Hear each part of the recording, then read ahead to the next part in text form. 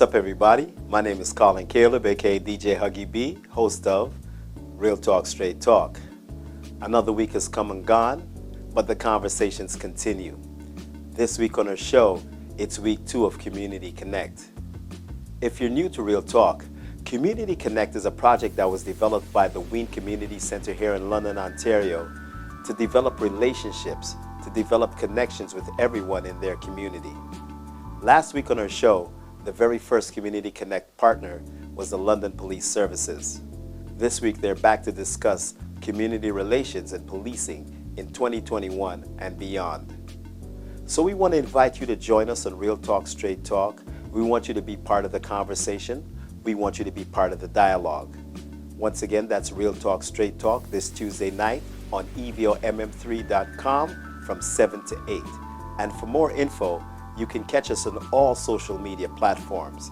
That's EVOMM3 on all social media platforms, and that's the W.E.A.N Community Centre on all social media platforms. Once again, I want you to join us for Real Talk Straight Talk this Tuesday night.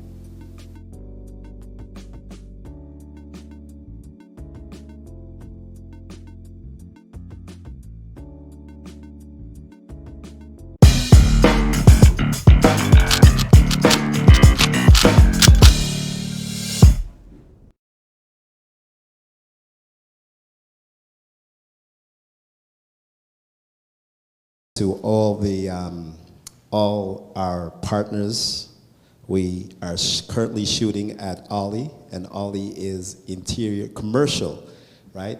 Interior design, commercial interior design. We want to thank them for the use of the studio. I always like to give a special shout out to the crew, future police officers. Yes. I hope I don't get that wrong. I'm putting a jinx on my son because he's part of the crew. Future police officers. Once again, to everybody that's here that made it tonight, we want to thank you. You know what? Everybody was so on time. I'm impressed, right? So you know what? I'm going to get a round of applause for everybody that's here. Beautiful conversations last week, right? And once again, I'm just going to talk, before I introduce Pastor Thomas, I'm going to talk about Community Connect for just a moment. Can I do that? Absolutely. Once again, this is one of the few times I can steal her job, right? So, Community Connect is an initiative that was started by the W.E.A.N Community Centre, in which Pastor Thomas will talk about the W.E.A.N Community Centre in a minute. And it's where we try to develop community partners. We want to have dialogue with everybody in the community. And when we say community partners, everybody's a community partner. It doesn't have to be an organization, it's an individual. As long as you're part of the community, you are a partner. And with that being said, I'm going to turn it over to Pastor Thomas. Thank you so much, Colin. So I would like to let you all know a little bit about W.E.A.N Community Centre. It is a center for the BIPOC community, but an emphasis on the Black community. And what we want to do is to create that culture, or in order to change that narrative in regards to what systemic racism has caused in all aspects of our lives. We do have a space where we belong, and it is a place where we all should belong because we're all part of the human race, and that's the most important thing.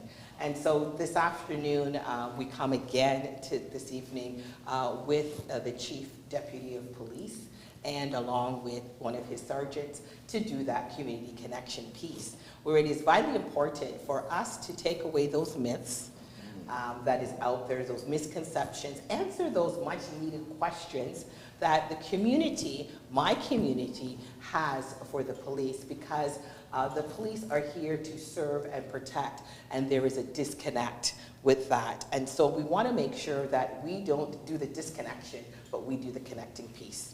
So without further ado, can I say that? Without further ado, I want to introduce to you right now Deputy Chief of Police. This is there's Deputy Chief Stu here, and I want to let you know a little bit about him. Last week I told you some, but there's still so much that this Deputy Chief has done within the community before even coming here to the London Police Services on July 15, 2019. And so he oversees all corporate and support services, including human resources, finances, the fleet and facilities, corporate services, including business analytics, and risk management and continuous improvement. So when I read this, I was really shocked, because when we think of the police, we don't think of all of the other things behind the scenes that goes in and works intrinsically together to make the police department work so effectively and efficiently. And so when I seen all of this that he's done, risk management and continuous improvement, corporate communications, media relations, dispatch, communication, court and records management, as well as information technology, wow, you've done it all. Wow, I'm so impressed. Well, thank I you. am so honored to share this platform with you today. And I thank you for wearing your heart on your sleeve and making sure that community is important. I want to also introduce, can I get it? There we go. Thank you. Thank you. I also want to introduce right now as well, and this is Sergeant Ozzy. He was here last week as well. And I wanted to tell you a little bit more about him as well.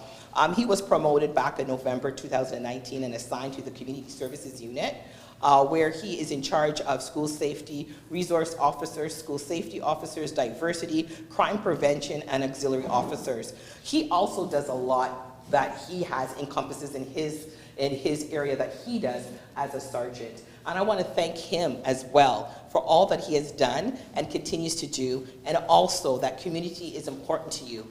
And I thank you for that as well. Thank you both for coming today. Great. Thank you. Thanks for having us. So to get started where we left off, I'm going to ask this question again. Absolutely. And this is regarding the carding. Is carding still a procedure that is being used by the London Police? If yes, what does it entail? If no, has it been eliminated or replaced with something similar? Right. Well, I'm glad you asked, and I'm glad we're going to revisit this topic. Yes. Because it's a topic that, quite frankly, leads to a lot of questions and uncertainty, and I think that leads to some of that disconnect that you talked about, right? So I think what's important is that we really know what isn't a street check, right? Because this is quite often people will say, hey, the cops pulled me over and they asked me for my ID and I was carded. Yes. And that isn't necessarily the case. Right? So for example, if there's a law, a statutory authority for the police to stop and interact with somebody, like under the Highway Traffic Act, we have that authority to do so, just to make sure that the person operating that vehicle is licensed. Where it turns into a street check is if we ask for identifying information of the other passengers in the vehicle. I found that very interesting when you said that. So I Right. think it's So, very good, yes. and that's why the other passengers don't have to identify themselves. If they choose to identify themselves, then that triggers some further action by the police officers. So then we are required to hand out a receipt that says that this is my name, this is what I conducted a street check, and this is the important part. If you did not like how that street check or that interaction went, this is how you can complain against me. Wow. Right? So that's built into the legislation to try and add some accountability to the way that we interact with members of the community. I really like that. So that receipt. So in that way, they're saying this is what has happened. Right. And if you don't like what has happened, this is the procedure that can follow. You're exactly right. And here's the best part. You don't have to interact with a police officer to make that complaint. You can go right online to the government website, oiprd.ca, and you can fill out that complaint there. Awesome. Mm-hmm. Awesome. Awesome. Now, it is also interesting, and I probably should share, that there are things that when we can conduct a street check, and what takes us out of that authorized interaction, Highway Traffic Act, and I would like to read the three streams. Go ahead. If I may, because Yes. I think it's important that people understand. So, what triggers the regulation of a street check is if the police officers attempt to collect identifying information, or they actually collect identifying information from an individual, and we're doing so because we're inquiring into offenses that had been or might have been committed in the absence of a reasonable suspicion, or we're inquiring into suspicious activities to detect offenses in the absence of reasonable suspicion, and or we're gathering information for intelligence purposes. Now, the myth here is because people always say, if you're a cop, you got to tell me if I ask you. Okay? We don't. So this is where it doesn't turn into a street check. So if we're doing some sort of an undercover operation, right, when we're in covert operation. It doesn't trigger the regulation, and we don't have to say we're a police officer. But we're still accountable for the actions that we are engaged in. Absolutely. So I think that's important, and I think it's important that people understand that when the police stop you, it triggers a few different other things. So if we stop you and interact with you and I say, hey, Pastor T, how are you today? I already know your identification. I haven't asked you for identification. It's not a street check. And we're just having a community interaction. Right. However, if I stop you and I say, excuse me, what are you doing here? Have you got any ID? A couple of things should come to mind. One, are you free to go? So I can answer that. You can ask me, officer, do I have to answer you or am I free to go? Now, if you are not free to go and I say, no, stay right here, we may have just triggered an investigative detention, in which case you're entitled to your rights to counsel and caution. If you feel that you are not free to go, so I'm standing in front of you, I'm impeding your pathway, and you feel that you have to stop and talk to me, we've now triggered a psychological detention, and it triggers the same response. You have your rights to counsel and caution. So important things to know as far as what your rights are. Now, most times, we're going to have interactions with people, and really, it's not intended to discourage positive community interactions. But to some degree, not just for the community, but for the police, the way this legislation came in so quickly, it has led to a lot of confusion for everybody involved. The entire, not just the community at large, but the police community as well. And unfortunately, I think some of our positive community interactions have suffered as a result. Yeah. I thank you so much for answering that question for me. When you were speaking about that, it just reminded me of when you're watching the television shows. And I think a lot of times, that's what plays on us, is what we see on TV. Right. Correct. And then we simulate that. So I just thank you so much for explaining that. Colin. Once again, I want to thank you as well for explaining. And there is a reason that we started this episode with carding. Carding has been an integral part of conversations in our community for how many years? And so, in an attempt to debunk all the myths, and like you said, TV plays such an important part, right? And so, once again, I want to thank you for that explanation. I haven't heard from Sergeant Ozzy yet, and so I'm just gonna do your. Welcome, Sergeant Ozzy. How are you? I'm very good. And you? Good. Always good. Always good. What a beautiful answer. Always good, always good. Last week, you took us through your life experiences, Correct. right? And I want to go over those life experiences again. So, summation, if you will, please, Right. with an introduction as to what you do and all that stuff, please. Thank you. So just like I said, or the pastor said in my introduction, I'm the supervisor for our community services unit. The main purpose of our unit, and I'm just going to put it in the simplest term, is to interact with the community. So we are the representative of our service, along with all our other members, but our unit specifically is created for that connection that I think we're lacking sometimes. And I know the deputy, he came from York Region, and he's told me many stories about how York Region's done things. London has a different way of doing things. We're trying to be consistent right across the province in how we do things. We have to start outreaching to our communities. So it doesn't matter if you're in York Region, you're in Toronto, Windsor, your police officer is your police officer at the end of the day. And we should all respect our communities and interact with them the same way. So my unit, we go out, we interact, just like I said last week, with the young kids in the community. We take part in the Santa Claus parade. Halloween's coming up. We do all those functions. We're still police officers, we're still in uniforms, but we are out there mainly to, maybe some of that distrust that we were talking about in the carding. You can have carding, and we can explain it, and the deputy can explain it the best way he can, but at the end of the day, you still have to go out and you have to make those connections with people because there's always a distrust. Yes. So until you go out there, carding is always still carding until you start saying, you know what, I trust that police officer because I asked him a couple questions, he answered to me. He was truthful with that. I see him on the basketball court or I'm walking down the street, I said hi to him, I get to know him now. Those are the things that are going to get rid of those stigmas and those things associated with carding is our community interactions. So those are the things I like to focus on.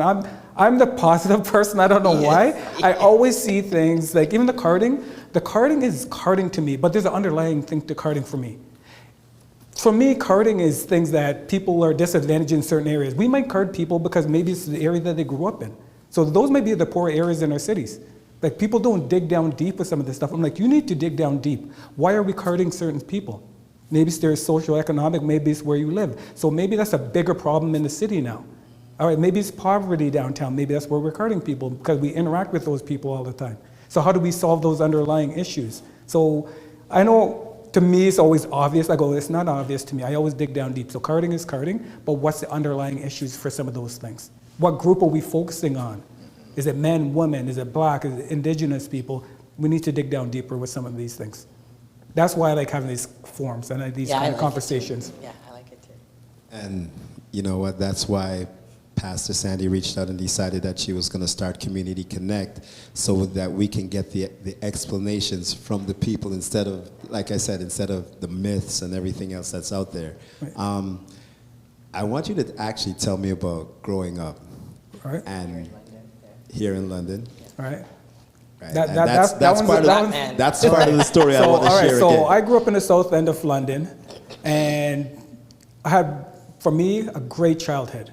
But it's not one of the richer areas in London, but at the time, I didn't know that. You grew up where you grew up, and you have your friends, and as you're growing up, you experience things. So I went to Laurier High School with the Southdale and Millbank area. There's a housing complex right across the road. As a young kid, I used to go across, play in the housing complex all the time, not knowing that it was low-income housing. I just grew up in the area. That's all I knew. So I made my friends, grew up. But as time passed and I got older and older, I went to St. Francis Elementary, but Laurier High School is the main high school down there. You start to come across things. And I was very fortunate. I ran track and I ran football. And I think those gave me opportunities that some of my friends didn't have. And I mean encounters with maybe the police. I've been stopped by the police when I was younger. To be honest, I was extremely scared. So I don't know if it's something that it was inherently, like that was taught to me, because I know my mom would say certain things, and now I'm looking back and I'm like, you know what? She kind of planted that seed in my mind. So be careful with the police. Don't be brought home with the police. I'm like, why are you telling me this? I'm not expecting to get into trouble with the police. I'm busy doing my track and field. I'm busy doing my football. But there were times when I was pulled over by the police. It was an extremely good experience for me because the police officer was a professional. They treated me right, and this was the topper. They never gave me a ticket.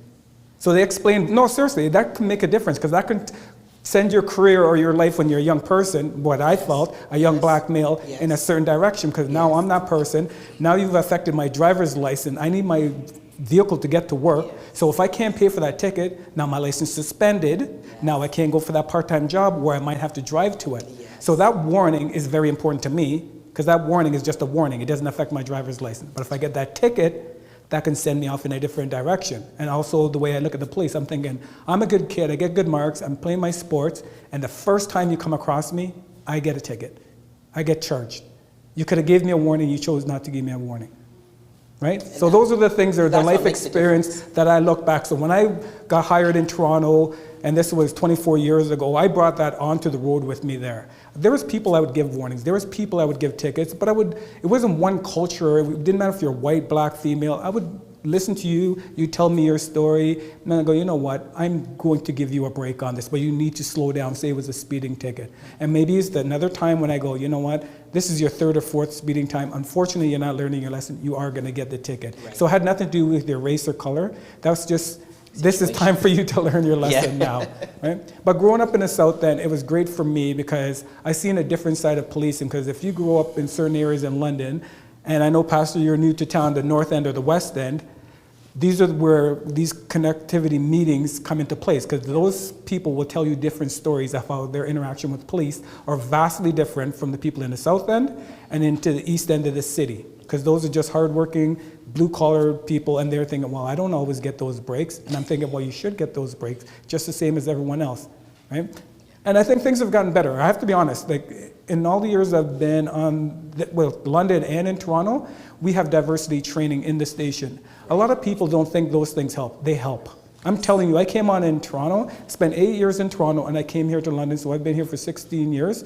Those years of diversity training, year after year after year after year, to where we are right now, have helped. So the way we go out and interact with the public and give warning and policing has changed a little bit. It's like, it's not all about enforcement. It's how you truly interact with people and how you affect their lives. That warning might be more important than giving the ticket, because that person like, you know what, I got a break today. I'm gonna watch what I'm gonna do, and I'm gonna do the right thing from now on. So that might actually be more important than issuing the ticket or the arrest. So we're talking about tickets, but there's also arrests where you're minor shoplifting. And I'll tell you a story. I had a story here in London. Young female, she's at one of the Dollarama stores, stole some food. So I could have went in, the security passed her over to me, I continue on the arrest. I always have to ask why you do this, because it has to make sense to me. Why did you do it? She goes, officer, you know what? I have young kids at home. I stole it, not for myself. And as soon as I heard that, I'm like, all right, have you ever been in trouble with the police? She says, no, I'm doing it for this reason. And I'm like, you know what? This is a warning. That's not worthy to continue. How is that going to benefit her young kids? And when you bring that to court, the court systems, as far as I'm concerned, I think is somewhat fair. And they would look at that and go, officer, really, look at this situation here. A theft is theft, but you have to use some discretion. Yeah. Right? And I like that, because that adds to that community connection piece. Correct. Right? It's that pivotal point in that young person or that person's life that you can either make them or break them. Correct. And so using that, I say that wisdom, that discernment is very important. Right. And I know Cullen has to ask some more questions. Yes, he does. That interaction there, though, for a lot of young black men, is a crucial interaction. Very crucial. And I'm telling you right now, from my personal experience, that's the number one thing that they bring to me all the time. That first interaction with that police officer, is it positive or is it negative? Negative, yeah. Very good. I don't have so much a question as, I'm gonna get to the audience right away, and the phone. And this is where I get told my job as well. And I thank you, that's all right. Once again, if you're online and you would like to call in, the number is 519 694 3429. 519-694-3429 is the number if you'd like to call in. Also, you can go to evomm3.com. There is a chat room on the TV side. Click on Evo TV. There is a chat room. In getting back to the conversation, one of the things that is being accomplished is humanizing everything. There's so many times that when we in the community tend to look at the police as the police, and we don't humanize it, right? Like everything else, there's good people, there are great people, and there are not so great people. But at the end of the day, the people wearing the uniforms are people, right? Sometimes they're in very tough situations, and there's a certain, I wouldn't say, there's a certain requirement of the job. And when we make our I would say summations, when we go through our thought process, we never truly humanize the equation. And so one of the things that's being done here is we are humanizing the situation. That's why I asked again for Sergeant Ozzy to go over his life stories, and I'm going to touch just a quick second on Deputy Chiefs too. When I first met him downstairs, one of the first things, well, not one of the first things, what came out of the conversation and stuck with me was some of the work you did in Toronto. And I remember you saying that you were part of a reading group, or you read, I believe that's what it was, you were reading? Yeah. His mentor used to read. Yeah, I worked under a chief who really I learned a lot about, because he was focused, incredibly focused on the community. And he would go and read children's books to kids. And whether it was in York region where I started work, Ozzy started in Toronto, and it didn't matter if it was in our region or in Toronto, because it was an opportunity to humanize the police and to destigmatize that we're always there for law enforcement. That's why I was saying last week, law enforcement really is only one thing of what we do. Yes. Right? Community is just as equally as important, perhaps more so, because it's on the prevention. Crime prevention is another aspect of what we do. Law enforcement really is the last resort. So, yeah, I learned a lot from that particular chief, and quite frankly, it's why we had an opportunity to connect Yes. and to say, how can we reach out here? How can we bring the police to the community to the police, and sort of demystify some of these things? So, yeah, I appreciate that. And now that I've spoken so much, there are some members of the community that are here, and I'm going to ask them for, if you have a question, we're going to invite you to come up and state your question, and you'll get your answers. You know what? I'm actually going to pick on people because I'm just that kind of individual, and when I get on the mic, I get to be. Oh, she has her pen out, yeah. Oh, she has her pen out. But I'm actually going to wait. I'm going to invite Dennis, right? Dennis, I happen to know Dennis, and so I can pick on Dennis because he's a little bigger than me, and this is the one time I'm going to get to. He's well dressed too. Yeah.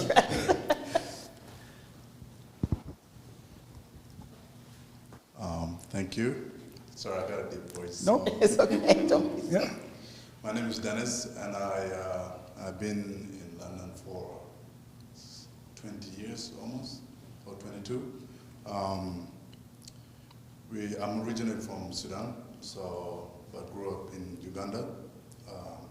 Moved from Uganda to Kenya, Kenya to Canada. So when I came here, I didn't even know how to read or write. I didn't even know how to ask to go to the washroom. I used to just get up and just go, you know? Right. But I came a long way, you know? Came a long way. And throughout my life, I always wanted to become cops. But things, you know, it's going up and down for me. But I never give up. So I do work security. I've been doing security for about, I'd say, 10 to 12 years.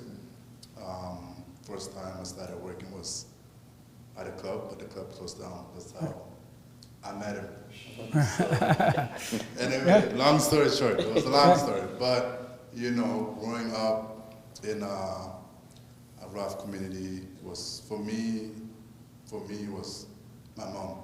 So my mom don't live here, so I never wanted to get arrested. And the story that my dad always told me was, hey, you came here for a reason. If you get locked up, you won't be able to go back home or travel anywhere. So that kind of stick on me. So I never, you know, involved in a lot of, you know, negative environment, but it's the people that I put myself with. So I've been in a lot of issues with the police, but at the end of the day, it's like, for me, my point was, hey, I want to travel, I want to be able to go back home to visit. So every time, you know, I got pulled over a few times with, you know, cops, but at the end of the day, it's like, for me, it was just stay calm, don't say anything stupid. But, you know, me, sometimes I'm a hard headache. You know, I'll be like, listen, like, I'm not the driver, and I'm not the driver, so, you know, the conversation will keep on going. But anyway, honestly, like, I truly want to be a cop, so, and I want to work for the city of London. And the only thing that I want to do that because I see a lot of our community, our youth, going downhill. So, especially the neighborhood that I grew in, the East End, Montgomery area. So, I've been there for a couple of years before I started doing security, Toronto, London. But that's my goal, to become a cop, you know, work for the community, be able to help out, you know, the young youth, because I see a lot of them going the wrong way.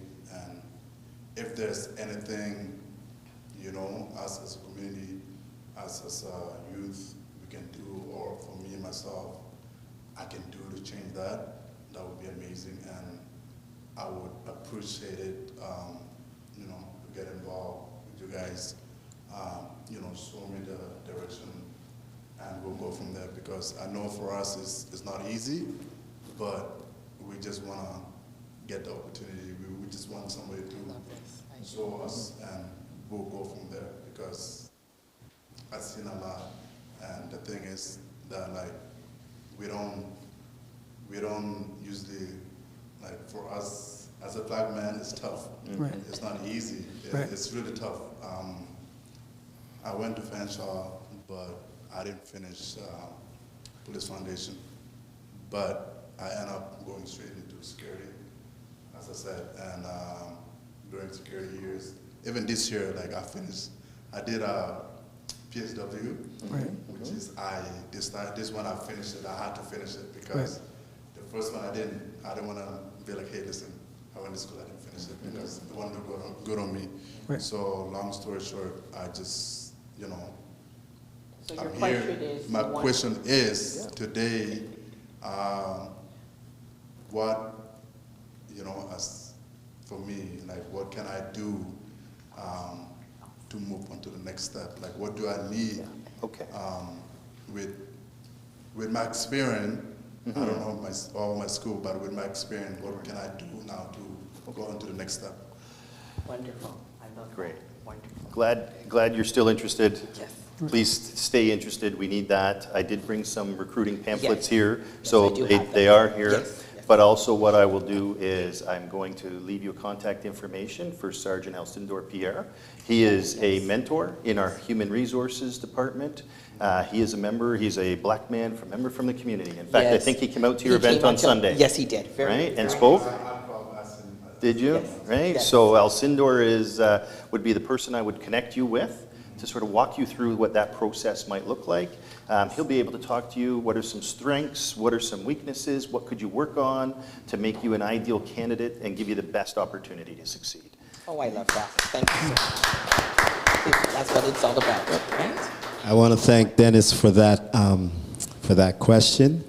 I believe we have another question online, so I'm just going to take this and let me see what it says. The LGBT and BIPOC students have expressed concern over the use of SRO. And for those of you that don't know, SRO is called our school resource officers. Can you clarify why these came into existence and how we can achieve education without them?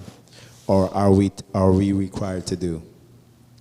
And there's a second question, but I'll just go over that question again. It is, can you clarify why the SROs came into existence, and how can somebody achieve education without them? And I think what they meant by that is are they always going to be in the schools, I believe.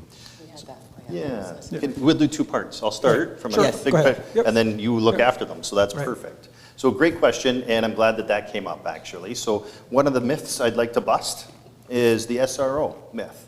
And the fact is, there's a perception, again, very American-based. Yes. There's a perception that the school resource officers, that we have an armed police officer stationed in every school as essentially security. That is not the case. Our officers are in the school, they drop in, and they make rounds to a variety of schools. They're each assigned a certain number of schools. If you were part of this last week, you'd know that I was a school resource officer at one point in my career. And that was my job, was to go in and make those connections. We had conversations, we de-escalated situations often. I know that the Sarge here will be able to give you some life examples of what he's experienced and the SROs that he currently supervises. So currently, the whole program is under review right now. So the reason it's under review is because we're taking feedback from the community. So it was something that has affected certain students and maybe the LGBTQ community, diverse community, and we said, you know what, we're gonna listen to you. So it's under review right now. Can we make it better if the officers go back in next year from the suggestions? Because there's a panel right now with school board members and community partners. Is this possible to make this better? And if it's not, we won't come back with it. If we can come back better and serve the needs of the students, we will come back at some point. So it's under review right now until September 2022. So what my officers do, and this is the main thing, when we're in the schools, it's not for enforcement. It's just to interact with the students again. That's another partnership in the schools. So there's football games, hockey games. Well, guess who's out there with some of those students? It's some of our officers. When you have a music event, our officers are talking to the students with that. We're just there as a resource to interact with them, to assist them in obtaining their grades, ultimately. So if you're having difficulties and you say, you know what, I heard on before school or after school there's going to be a fight. This student's really been giving me a hard time to harass me. They will approach the VP, principal, and the school resource officer, and they'll try to nip that in the butt before it becomes a problem. So that's good for both people. For the person that feels like I'm not feeling safe at school, but also the person that's also doing it.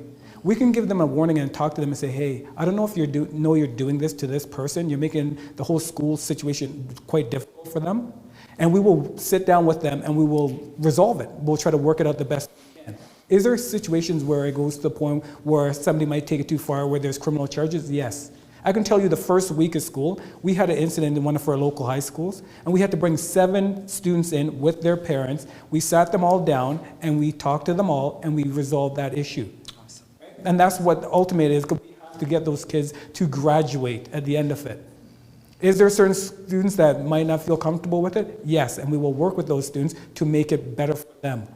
So that's ultimately what the program is meant for, to get everyone to graduate safely, enjoy coming to school, go to your music activity, go to your sporting activity. We want the school environment to be safe. Because there are certain kids on the other side that don't feel safe coming to schools because of those kids that do come there and make it quite difficult for them. Can I just ask a quick question? Okay. Now, with the school resource officers, are they in every school? They visit every school. Correct. Right. Okay. But they're not stationed. And keep Right. in mind, That's good to know. there are officers who go to the high schools. Right. There's officers who go to the elementary schools. Right. And they teach different things. In the elementary school, they're teaching some of the life lessons. They're having discussions around bullying, discussions around controlled substances, drugs. Right, right. Those types of things. Yes. But at the high school, they're much more engaged in some of these other extracurricular activities. How can we diffuse situations before they become a community problem? How can we deal with it within their school community? So, I like that. So we're getting that other side of things, because we always see things one way, but now we're getting it to see it from the officer's point of view, and also from the other students that benefit from it as Right. well. Right. Thank you so much. The second part to this question, or actually I'm going to say this is like the third part, is, and it is, what do you believe is the biggest reason for the low numbers of black officers and sergeants in London, Ontario? And how do we address this? excellent. And once again, it's about, I think I was alluding a little bit to that last week Right. Yep. when we Yes. talked about advancement. Yeah, yeah. So great question. And we'll start with demographics of the city. So the black community makes up 2.9% of the population of London, 2.9%. And black officers make up 2.5% of the London Police Service. So we're almost at par, we're almost on par with what the percentage of the black community is in the City of London. Doesn't mean we can't do better. And it doesn't mean we have other communities that are underrepresented, because we certainly do. But things like, what we just talked to Dennis about, with mentoring people in the community. We have an officer, that's his job, is to mentor people in the community. And it doesn't matter whether they're from the BIPOC community or they're from any other community. He's there to help mentor them, to help them succeed. It just happens that a lot of the people that he's currently working with are from the BIPOC community, and we certainly encourage people from any community to make an application and work with Sergeant Pierre. Right. Yeah. And I'd like to add something on that, because you know I always have to add something on. This is where, again, you have to look big picture. Dennis, that was awesome. I loved you going up there and talking. London Police is a big organization. You can be a mechanic, you can be a secretary, you can be a court security officer. There's other jobs there. And I keep telling people, look bigger than what you're looking. We're looking too narrow. There's lots of jobs within the station that are not just police related. But if you want to be a police officer, that's great. But if you want to have a good job, come down to the station, right? So think bigger. There's other professions that you can go, like jobs that you can do within the station. If you have a great background and you're a manager and you're good with numbers, there's financial departments in the station. There's computer departments in the station. These things just don't run by themselves, because I don't run those things, because I know I can't run those things. There's professional people that whatever profession you're coming from, they can probably fit them in that station, because we have them all there. Yeah.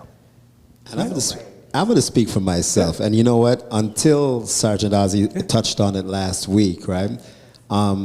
It never really sunk in the other jobs that are available in the police services. It's never, and that's one of the things that's never addressed in our community as well.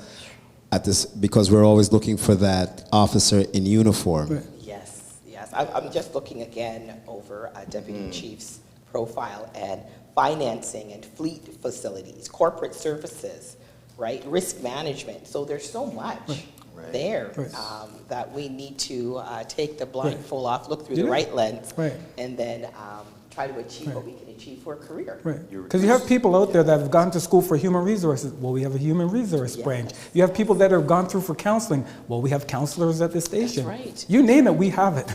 Right? But I think one of the things that's got to be addressed as well is actually and you say we make up 2.5%, whereas we represent 2.9%.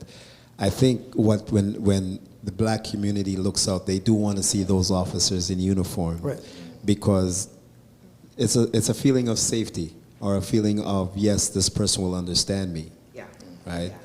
And I get that, if I can, because I can appreciate that. And I appreciate wanting to have somebody who looks like me deal with me. I get that. Keep in mind that, really, to the sergeant's point, there's other avenues within policing as well, not just the civilian support side, but within the policing side. So we have officers who are in suits, right? And you might not see them in a uniform, but we want to ensure that our members have an opportunity to succeed and experience different areas and take an opportunity through the organization to different opportunities that are more than just a uniform. The uniform is where we all start, we all return. The uniform, that position is arguably the most important position in any police department, because that's the position where we have the most interaction with the community. But we also need that skill set as detectives, as investigators, and supervisors. And so once they've attained those positions, they suddenly are out of the lens or out of the view of the public, but they are certainly very much contributing to our overall culture of the organization. It is wonderful. Yeah. It is wonderful. And I'm going to touch back on the visibility aspect of it. I think what happens with the visibility aspect of it is that, like you said, you want your officers to succeed, you want them to be detectives, you want them to be in suits as well. But at the same time, and I'm not going to take anything for an officer that wants to aspire, how can we showcase that? Because I think that's where it's more needed, if I can say that. All right. Because, like I said, the community wants to see more officers like them, right? And now, if you have detectives and if you have people doing other things, they need to see that as well. Correct. Because in the thought process, nobody thinks of the black detective. Right. And I'm talking, and I'm being fortunate, I'm a DJ, I've DJed a lot in London, right? And in conversations with people and stuff, we never think of the black detective. Right. So whereas, and I admit it, there's a certain amount of tunnel vision, so we're looking straight ahead, and if we can't see the officer with the suit, it's like nothing else exists. Right. Right? So how can, yes. Okay. We were talking about this before, I think in one of the meetings, right? Having the community come in and take a tour. Right. You're talking about showcasing. Yes. Right. Another thing of community connection. Right. Right? Having them to take a tour of the police department to see the different departments that encompasses their police department. And I know with COVID it's kind of hard, but this is something that I think that we can work towards in the future. So, great point. Police Week happens in May of every year. Oh, okay. And typically, pre-COVID, our doors would be open and we would take people through the police station and have a look to see who's in the station, who's not, what goes on here. So, great point.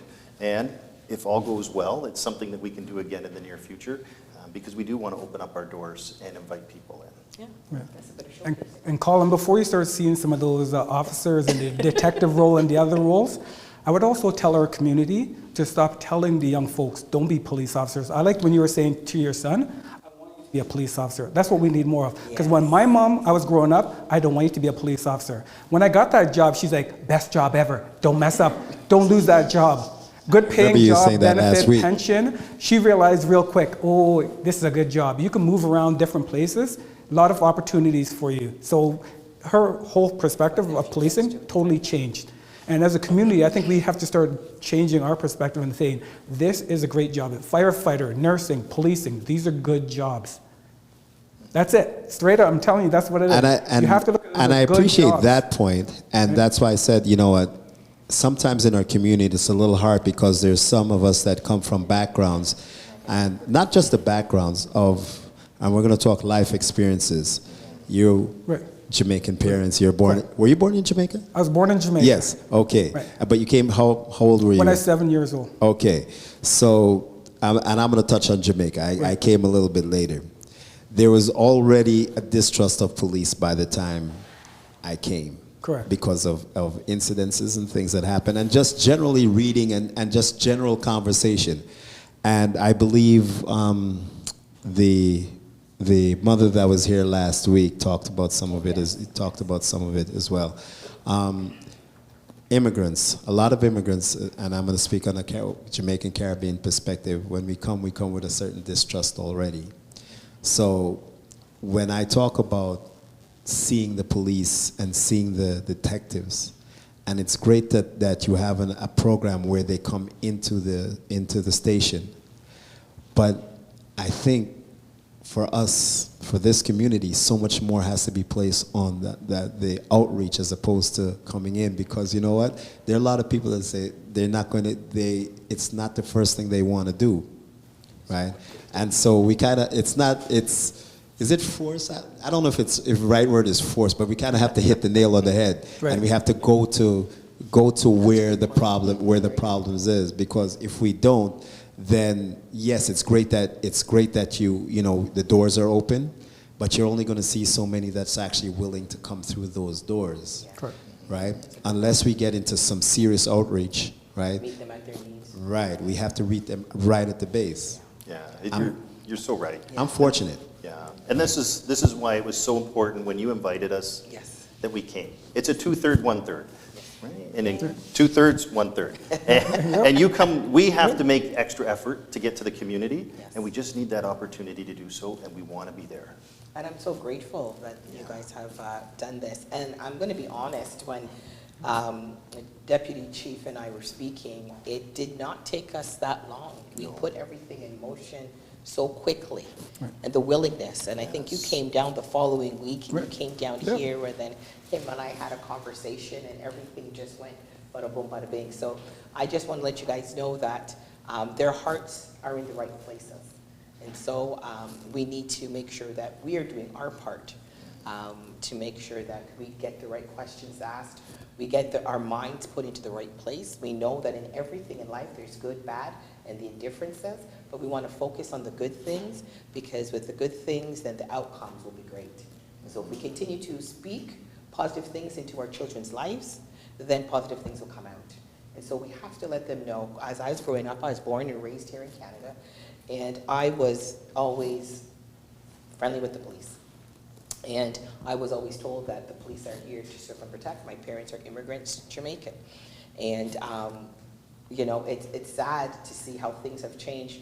I'm not going to give away my age in a couple of years, you know, to see the disconnect, right, in generations, to where my children now don't have that kind of connection with the police that I would like to see, because I can walk down the road and I say hello all the time, and I get looks like, what are you talking to the police for? But we want to change that, and that's what we're here to do, right? So I want to thank you so much, and I know you have more questions. I'll be quiet. And I know, you know, something has to give and something has to change. Yes, yes. I have some more people to bring up. Awesome. One of our panel members, she's a part of the RTST family. She's a businesswoman, right? So I'm going to welcome Angel, and I know Angel always has a few questions. Excellent. Well, thank you, Colin.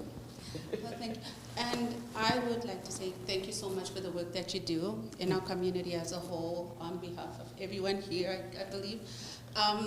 We really love what you do, and you being on this show is good for us all to see that you are human, you're not these beings. So I've got a few questions. Like we've touched on different things, and mostly I love that you've touched on the topic of the different departments that you have in the police department. I want to join now, but what's the age restriction? Recruiting pamphlet what I there. think. That's it. So what's the age restriction? Do you have a cap? To get hired? Yeah. No. Okay. In fact, one of the ladies that recently retired from this organization came to policing as a civilian employee after having retired from her first career. Amazing. And yeah, so Okay, absolutely. so- Just so depends I still on. have a chance. Oh, absolutely. Great. All right. So my question, though, is more to do with, I know you, with COVID, there's been a lot of homelessness in the city, right? And I come from a background of where I used to do outreach, and harm reduction was a big thing for me. So coming to London, I do see like where I grew up in, well, didn't grow up in Toronto, but I lived in Toronto for over 14 years, pretty much. And there were different departments. I lived in Scarborough, so our police station was just behind our house. Whenever they had functions and stuff, I would take the kids because I didn't want them to grow up being afraid of the cops. So we would go there. There's some officers, they do TikTok videos. They would be in the TikToks and all that fun stuff. So I don't see London doing that yet. Well, we do actually have, we do have some. We do actually, but it just means we're not getting out there very well. And that's something that we can improve on. And since media relations and corporate communications falls under me, I will take that back as good feedback. So Okay. thank you. All right, so back to just that. It's good for our Black sons to not be afraid of you guys. Mm-hmm. And with what you've communicated, it is kind of leading that way, and we appreciate that. I know going back to the homelessness in this city, I just wanted to know what it is that the police department is doing for the homeless in our city, because there's a high rate of rape among homeless women. I have a few friends who work in harm reduction, and they've raised concerns in regards to the number of women who are coming to be tested for HIV and tested for other sexually sexually transmitted diseases. Right. So that's showing that there's not much being done to protect these people on the streets. So what is being done? I understand. Right. We'll let you go first. Yeah. It's not that there's not being done. It's that we have resources and we have units that deal with those things. We have a human trafficking unit.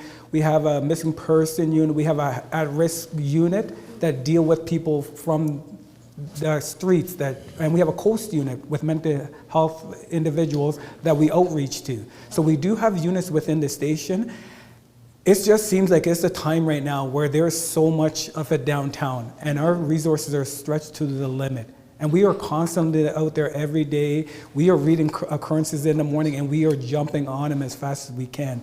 But with the low resources that we have, because we also have priority calls with the uniformed division officers, or dealing with like nonstop. So you have your domestic, you have your robberies, you have those other calls we're dealing with. But you don't see those units out there because they're not in uniform, but they are out there. It's just hard because there's so much of it right now. COVID has hit us hard. That's right. And it's affected us hard. Like I can walk downtown, I can guarantee you, I go on York Street right now, I will see homeless people walking around down there. It's been tough on us downtown. You see our Richmond Row, which you never seen before, there's places boarded up now. I think it's just a hard time for the city as a whole right now. And policing, we're trying to do our best. Do we need more help and more resources? We do. And we're trying to, if we can't get the bodies, and I've talked to the deputy about this, we just have to change the way we're doing things, that we can be more effective in what the resources we do have. That way we can get more help to the community members that need it, the most at-risk people that need the help. Yeah, I'd like to add on there that please, if you are working with anybody in that community, please make sure that they do know they can't come to the police. We are one part of a total solution.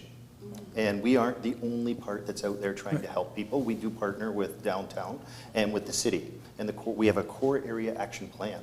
So the city drives that action plan to how do we bring safety to the downtown community for those who are visiting there, working there, playing there.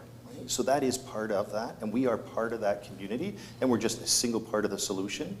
But if we do have people who are victims of crime, we do take that very seriously.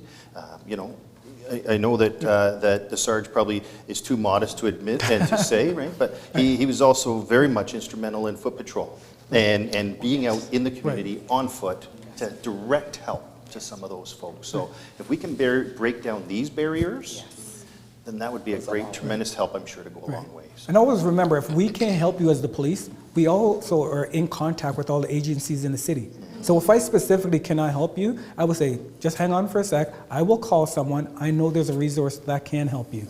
We have all the resources that can help. So if it's not us specifically, we will find you some help. Yeah. Right? Thanks for that. And what about situations where there's some people who are constantly, what do you do with situations where there's people who are constantly, or you already know this person that they are gonna do the same crime over and over again? Is it one of those things that you just say, oh, it's John again, Right. and then it's not an emergency, but he's doing something else that's actually distracted? We have some programs here that we partner with. One in particular that we're partnering with the courts with right now is called a Justice Community Centre. And so essentially it's a wraparound approach to young people primarily, right, between sort of that adult age 18 to 29. And what we're doing is some of those lower end offenses that are maybe high recidivism rate or high repeat offenders. And we try and, instead of just sending them to court and being dealt with, they may get a charge, but what it allows us to do is divert them to a different process outside of the traditional court system where they have access to, much like the sergeant said, a lot of different community supports. And really the approach is we need to have this wraparound approach to some of these folks and get to the underlying root cause about why they're creating that problem in the city and what's affecting them that needs to be dealt with. If it's homelessness, then they can get connected through that particular program to try and get them some support. Right. I didn't Yeah. know that. That's very And a lot of times when you're dealing with individuals like that, it's not just that crime they're committing. There might be mental health issues, there's substance abuse issues, so there's other issues. So if we have to put you in touch with other partners, that's what we have to do. And you touch on a very important point. I'm sorry, I've got too many questions in the moment. Yeah. So in some instances, I know there's a family that had a mental, one of the members had a mental disorder, Right, so to say, but then the police could not do anything about that. right, Jails are full, we can't do anything, institutes are full, so he's still out there and Right. still affecting the family. They had to move. Right. Go out of country, out of the province, yes, Right. because they had to constantly be around. So, what safety measures could be put in place for situations like that, considering that there is nothing that can be done to resolve the situation, especially during COVID? I don't know if Right. things have changed now, but during COVID, there were situations like that where there was nowhere for them to go, and they were coming back. I think that's So- more the coast team now. Yeah. Yeah. So we do have a team, as you heard the sergeant mention, called Coast. Okay. Right? So this came up last week, and we did divert $500,000 away from the operating budget of the police service to fund police officers who are partnered with mental health workers, some of our partners in the community, and their job specifically is to go out and address problems like this before they become a police problem. And they're really about proactive work. And the police aren't there to enforce any laws. We're there really as a safety measure, but the mental health trained professional is the one working with the individual. And so we're partners in that. We're not the lead partner, we're a supporting partner in that to help those very types of situations. So that's only just recently introduced in January of this year. And that would be the very type of thing that we'd need to be involved with and engaged with. So we could help to get that individual some supports in the community so they don't escalate to the level that it causes somebody to have to leave their own community. So considering that this is such an issue, my gosh, I've got so Yeah. many things. I'm almost Yeah. done. Considering that this is such an issue, you've got the 911, fire department, your police department, and is it possible to add a mental health line that's there 24/7 as well? Because I feel, while there is the outreach program that reach out and all that, but like when you call 911, Like, is this a mental health crisis? And then someone comes on the line for that moment. Is it something that's already being done? Because I might not know. Or is it possible to add that on? So keep in mind that the police would love to not have to ever have to deal with somebody who's having a mental health crisis. When they're in crisis, that's not the time that they need the police. They need somebody who's there to help them from a mental health support. And we would support that. The want that. The problem, of course, is that we're the only 24/7 agency that's working around the clock. Yeah. So is it possible? Absolutely, it's possible. In the meantime, we're always going to have to respond, because when somebody needs help, the police are going to come to help. So, yeah, absolutely. Thank you. Very good questions. Absolutely. Thank you, Angel. No? And I'm going to look into the audience. Is there anyone else with a question? Oh, Anyone? should I? Yes. Come up, please. And I want you to introduce yourself. Okay. Hi, my name is Shonette. I work in Men's Mission Services. I am a part of Roth Home Family Shelter. So I see a lot of homelessness. My take on homelessness for most of the families that we see is we need to create a program that will help the homeless have more life skills. Because I am a cook, so I see a lot of the families, and homelessness it's very rampant in London, because a lot of other cities, they send all their homeless people to London. It's a lot, and we're a small city. So I think it's maybe something you can bring up, is creating life skills for these families, because that's where I see a lot of the problem, because the families, they don't know how to budget, how to manage their money, how to take care of their children, because a lot of the families come to us because of children's aid. Right. So I think that there should be some kind of program to help families create life skills for the families. I know it's not a question, but It's not a question, but I'm sure the deputy and I myself, we agree with that. Absolutely. 100%. Like, those life skills need to be taught, because just having a shelter is just a shelter. It's just a place to stay. But if you teach that person, or you can help them, get a resume together, you get your health card together, you get identification together, you can go out there and hopefully you have a head start in getting yourself up on your feet. absolutely. Is this a question? I'm not sure, but what are we doing to, I know you guys are well versed on the black versus police and all that. I know that, but what are we doing, or what the police are doing in order to, how do I say this, to educate their officers in how to approach the black community, because we are so afraid already. So I just feel that there should be some education piece to inform officers of how to approach a black community, or the black youth of the community, because it shouldn't be that we're afraid. We shouldn't see a police car driving down the street and we're like, okay, let's just walk in eggshells, you know? And that's a part of the fear the community has when it comes to dealing with the police. Yeah. We'd like to help more, but a lot of the times we pull ourselves back. I don't want to be a part of that, because I don't want someone to think that I am the problem. Right.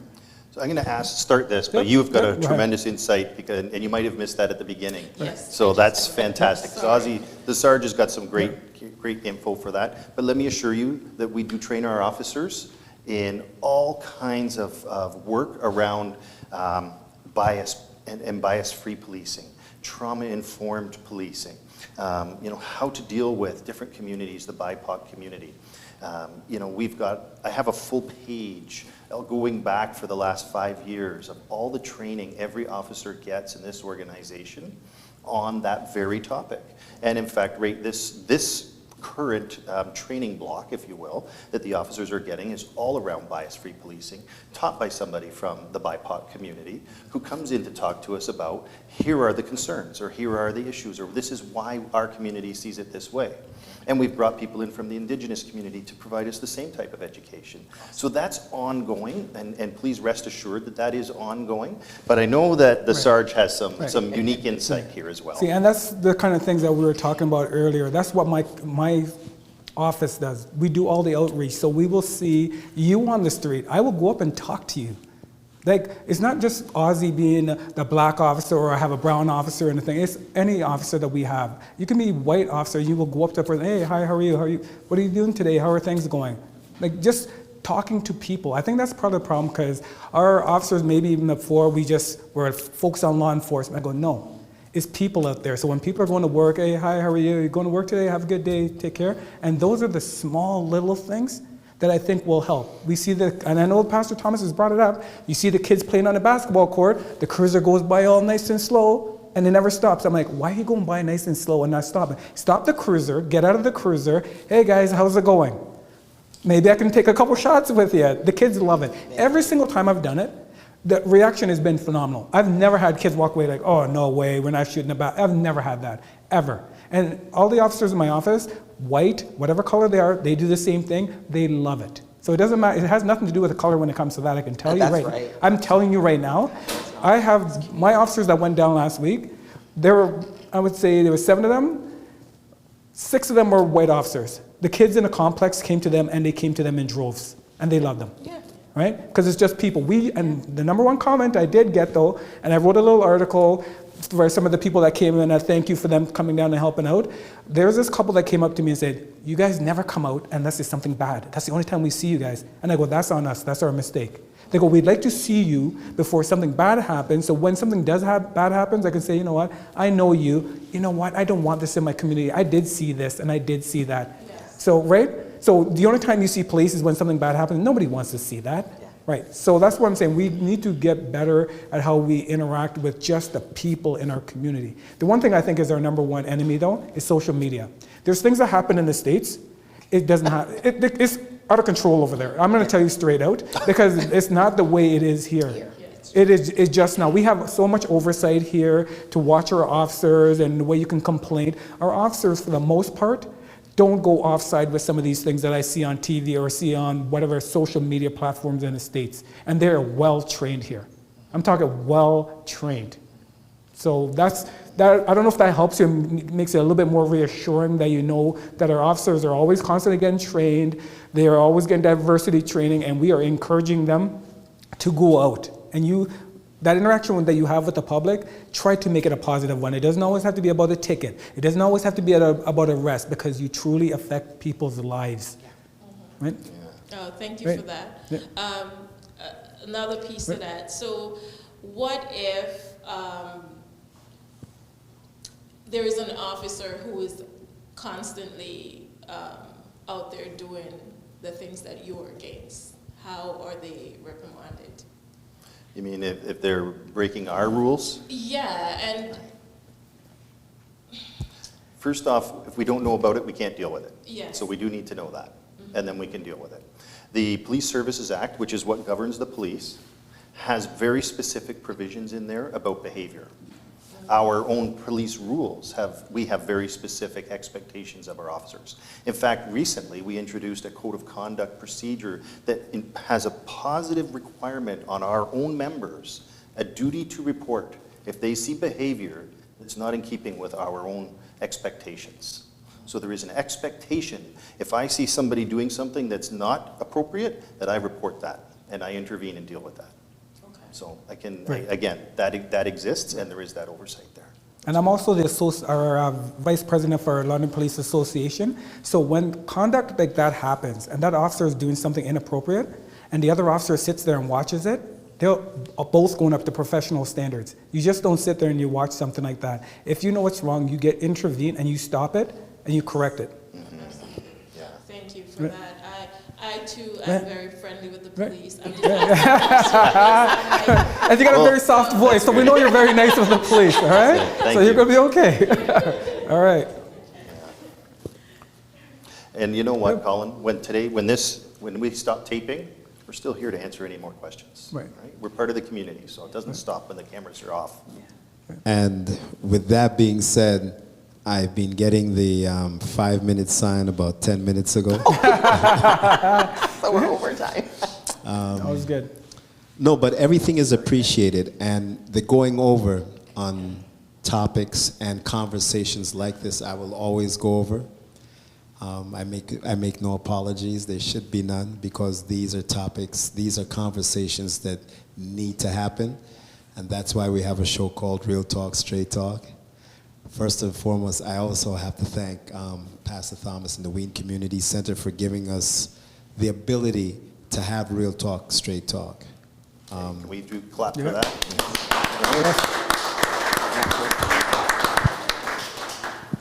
The last 2 weeks, and we hope to continue, we will continue to have open forums. I want to thank the London Police Services. We're looking forward to actually partnering with you. Now that Pastor Thomas has started Community Connect, I personally would like to see more interaction on a street level, on a community level. So I'll always be approaching and saying, hey guys, can we do this? Can we do that? Right. So, and for everybody that's here, I want to thank everybody for being a part of Community Connect. I especially want to thank, again, Ollie, the commercial interior design company, studio. There we go. And Nicole is here. She's here. Can we get a camera on Nicole for a second? Yeah, can we get a camera on Nicole? All right, I want to see, hey, there's Nicole right there. Right, hi. Wait till, yes. She has graciously allowed us to come up and use her studio for this forum. So once again, thank you. We do have some other partners that I want to say special thank you to. Angel, of course, with the Fix Hair Salon. Right? There's a barber shop up at Clark Road called Up Like 7 Barbers. Yes. Right? Put to the crew. Yes. Right? Big thanks. There's a restaurant there's a restaurant and bar which we just did.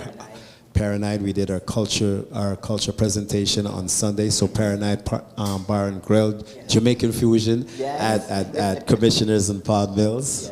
Right? And am I missing anybody? I don't want to miss anybody. Did I? You went $3. No, hold on. We do have some partners in Ottawa. And I do believe they've been on the line with this. I want to thank Rhythm Movements Community Association in Ottawa. They've been a partner of us from the minute that we decided that we're going to get into broadcasting. So I want to give them special thanks for always being there and allowing us to develop this network. My partner and my crew, of course, got to say thank you. You know, I'm just going to get everybody so I don't get killed tomorrow. All right? Michelle. We'll investigate. Oh, goodness. There you go. Right there. That's There's a it. rookie officer over there. That's it. Next week, we touch on another topic that is so sorely needed. We're going to talk about a race within a race. We're going to deal with the biracial equation. That's going to be next week. We have some parents and some kids that want to come on and talk about experiences. Once again, this has been another edition of Real Talk, Straight Talk. This show will be rebroadcast on Thursday from 7 to 8, and then it goes to YouTube afterwards. If there's any questions that anyone wants to ask, We're here. The emails are there, info@evomm3.com, or if you want to go on evomm3.com, just leave a question in the chat room. Michelle is always at the chat room. She's always looking, so we always will take questions. The W.E.A.N Community Centre, info@WEANCommunityCenter.com. Please leave questions for us. They will gladly take all the questions. Thank you. And this is what we call a blackout with Hey.